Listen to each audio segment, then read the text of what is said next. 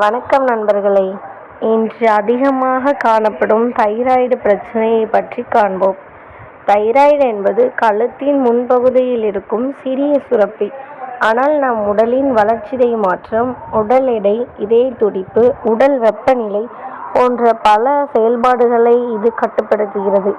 Thyroid சுரப்பி சரியாக செயல்படாத போது சில அறிகுறிகள் தோன்றலாம்.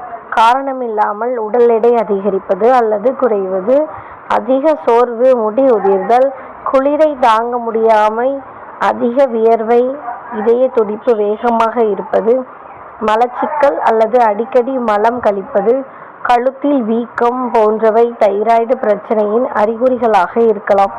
எந்த அறிகுறிகள் இருந்தால் அதை சாதாரணமாக எடுத்துக்கொள்ளாமல் மருத்துவரை அணுகி தேவையான பரிசோதனைகளை செய்து கொள்ளுங்கள். ஆரம்பத்திலேயே கண்டறிந்தால் தகுந்த சிகிச்சை மூலம் தைராய்டை நல்ல முறையில் கட்டுப்படுத்த முடியும். ஆரோக்கியமான உணவு, போதுமான தூக்கம், மன அழுத்தத்தை குறைத்தல் மற்றும் மருத்துவரின் ஆலோசனையை முறையாக பின்பற்றுதல் தைராய்டு ஆரோக்கியத்திற்கு மிகவும் முக்கியம். உங்கள் உடல் தரும் அறிகுறிகளை அலட்சியப்படுத்தாதீர்கள். ஆரம்பத்திலேயே கண்டறிவோம், ஆரோக்கியமாக வாழ்வோம். சுகம் சித்த மருத்துவ மையம், பாவூர் சத்திரம். தொடர்பு கொள்ள வேண்டிய 9952849915 9952497075. நன்றி.